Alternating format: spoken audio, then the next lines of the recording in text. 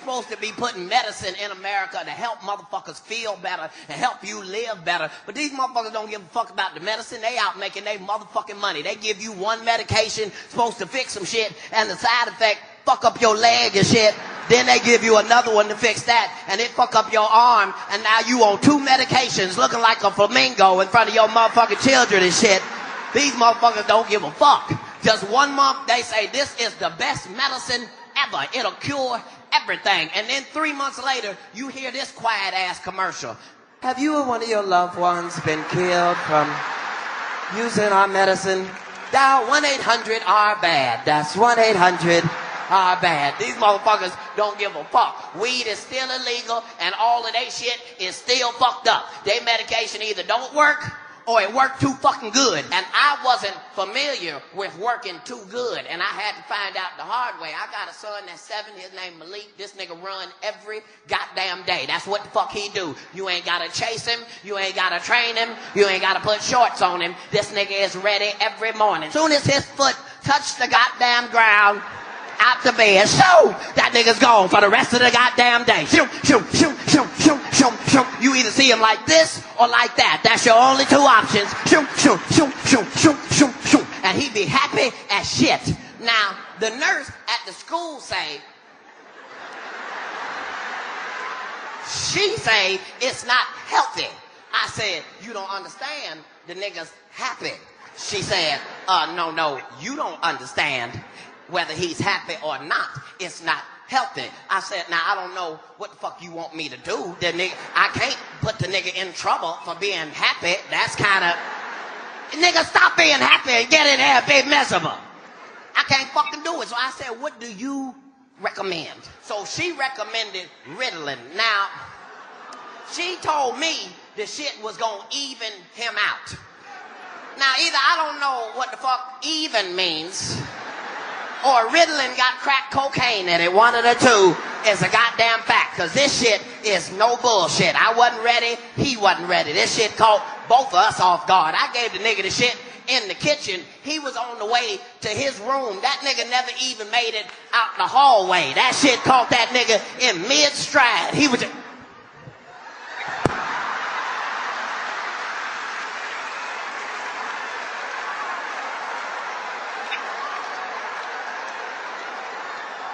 Now, for the first 2 hours, I was happy as shit. I'm getting shit done. I'm like, this is wonderful. But after 3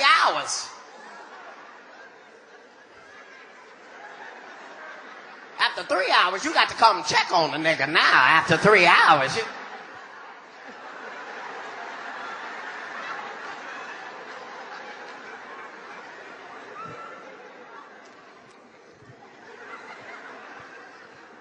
nigga, what you doing? My kid's smart ass. I'm being good like you want it, daddy. Okay, touche, my nigga, touche. This what fucked me up. I was like, you've been sitting there for 3 hours. What are you thinking about? That nigga said, running?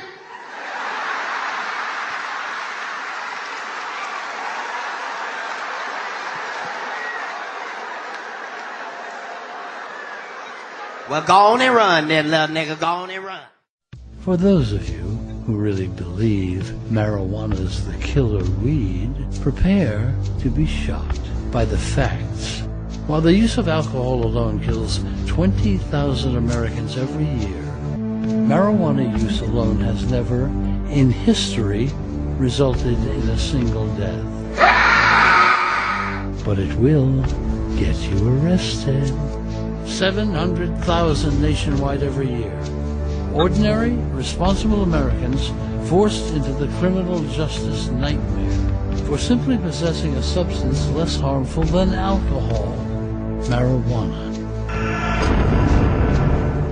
It's time to stop punishing adults for making the rational, safer choice. I've spent a lot of time working on the war on drugs. I've spent time in Colombia and Bolivia and here in the United States working on stories about cocaine and heroin and methamphetamines. And I was actually shocked at the military hardware and the personnel that is involved in the fight against marijuana.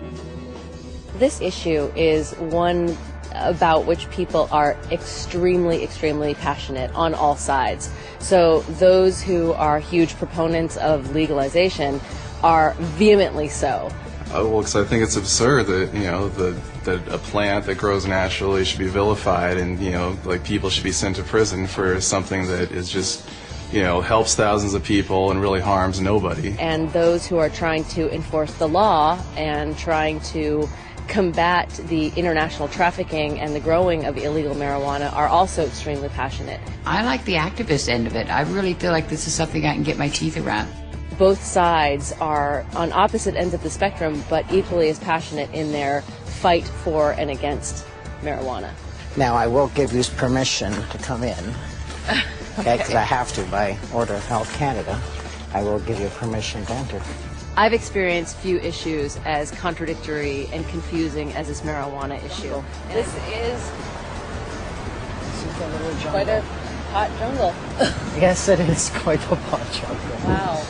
And I really think that it's time that our lawmakers and drug enforcement officials, perhaps scientists and intellectuals, actually sit down and scrutinize this issue and figure out a way to possibly better regulate it, possibly decriminalize it. And there is a way, I think, because relative to methamphetamines and cocaine, it's not as extreme a drug.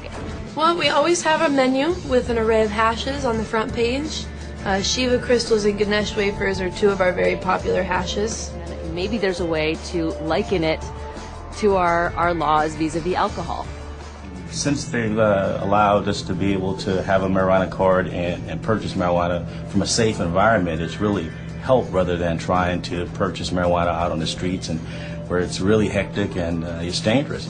I don't know that marijuana will ever be legalized. It quite possibly could become decriminalized, but I do know that the arguments for legalization are very strong. Industrial hemp is not a drug, though it is of the same species as marijuana. It is a completely different variety of plant, similar to comparing a Chihuahua with a St. Bernard. You can't get high from industrial hemp, but you can get high from marijuana. This is the only industrialized country in the world that doesn't grow industrial hemp. I mean, think how crazy it is that we can eat the product, we can sell the product, we can wear the product, we can export the product, import it, manufacture it, everything but grow it. We can't grow this thing. It's criminal. And there you have it. After 2 years of research, our quest for answers has only left us with more questions. And the only thing that really seems to make sense is that none of it makes any sense. It's a weird thing that you do when you make nature against the law. We're worried about things going extinct, and yet the policy on the most useful plants in the world is that they should all be eliminated and driven to extinction. Absolutely, they should still be concerned about youngsters using it. But we're concerned about youngsters using alcohol, tobacco, driving automobile, whatever. But that it should be the kind of prohibition that it is now, rather than regulation, it cannot be sustained in a rational society. I believe it would be more ignorant of me to listen to somebody who's trying to oppress me than it would be to just ignore the ignorant and go on with what I think is right. Even now, this interview is being conducted. I smoked pot all morning. This is what I look like high. There's a great quote that life is a tragedy to those who feel and a comedy to those who think. And if you are a thinker and you look at the marijuana situation and you're not laughing, you're fucking dumb. Do you think marijuana will ever be legalized in Canada or the United States? Yes. I don't know about the United States, but it will be legalized in Canada. I won't be alive to see it. I used to believe it was right around the corner back in the 1970s. Check out the gray hair. I confess to being 61. I believe it will happen. I didn't used to. As recently as 2 or 3 years ago, I was convinced it was not going to happen in my lifetime. I wish you didn't ask me that question, but I would say I think it will be. It's always a possibility. It's, there can be breakthroughs to reason. All we have to do to end it is get 50% of Congress plus one human being to say it's over, and it's over. There's a movement in this country, and some people have more faith in it than I do. Maybe from hosting Fear Factor all those years, I've lost my faith in human beings and their intelligence.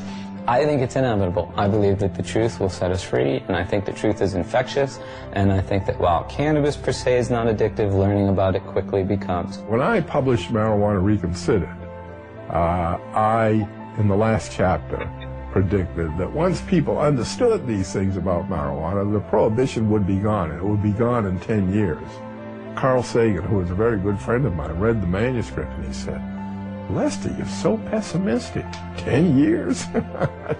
You know, well, here we are, 45 years later, and nothing has happened. Nonetheless, it can't help but happen. I mean, you can't sustain a lie like that forever.